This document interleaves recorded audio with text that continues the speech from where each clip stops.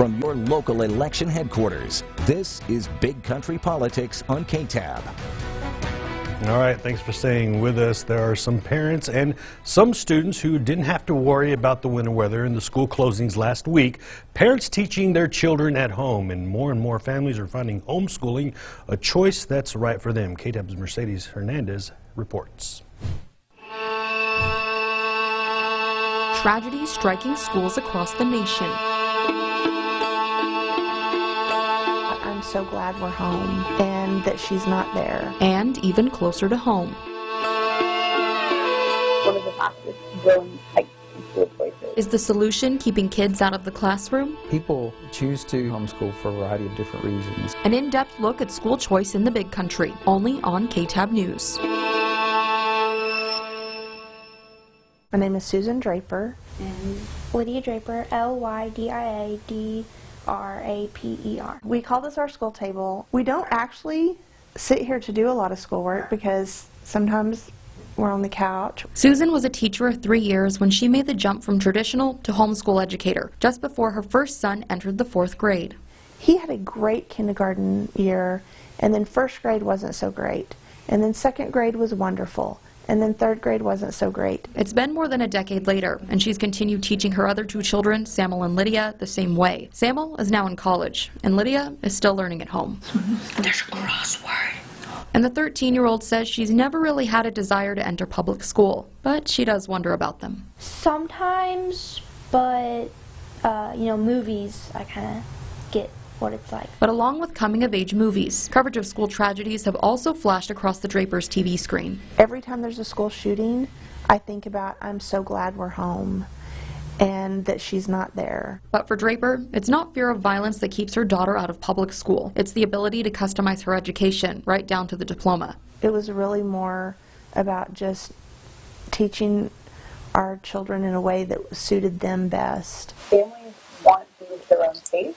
Shelby Doyle with National School Choice Week says that's the main factor driving people to choose a similar path to Susan's family. That's especially true for young families.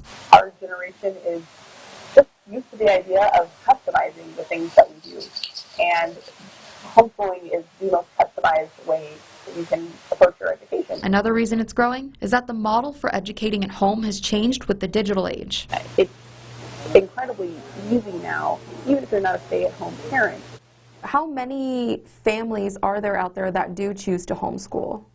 So about 2 million students, and that's grown obviously over the years. But just because homeschool numbers may be increasing doesn't mean traditional school enrollment is going down. I mean, there isn't a significant drop. Over the last 10 years, the enrollment numbers for the Abilene Independent School District have remained consistent, with no one reason impacting the rise or decline, not even following a national, state, or local distressing event. And I think that goes back to the fact that people know that our campuses, that our schools in general are safe places. But even so, the district will field a few calls from worried parents concerned for their child's campus. That's according to Dr. Gustavo Villanueva, the Associate Superintendent for Student Services and Leadership. Our schools here and throughout are one of the safest places. Those events sometimes make it feel like it's not, and it's our job to make parents feel comfortable. But for parents with no administrators, there only exists self-assurance, and that's something Susan has already come to terms with. That can happen anywhere. It can happen at Walmart. It can happen at the movie theater.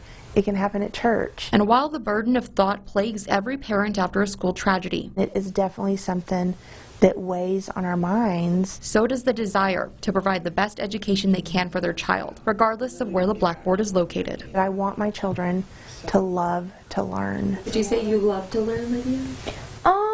Yeah, not as much as my brother, but I do. And the Drapers are from Roscoe, and they're just one of the more than 150,000 families in the state that teach their children at home. All right, next we turn to military matters. This last weekend, veterans and their loved ones gathered at the Taylor County Expo Center for the 33rd annual TET reunion. Our Dan Booth tells us why this unique event attracts veterans from all across the country each year. Really it doesn't matter what branch of the service you were in. Everybody was American. Every year at the Tet reunion, veterans remember that unity and how it affected them whether they served in Vietnam or not. When I went in the military in '76, I was taught. My mentors and my teachers were Vietnam veterans, fresh out of Vietnam. So I hold a high respect for them.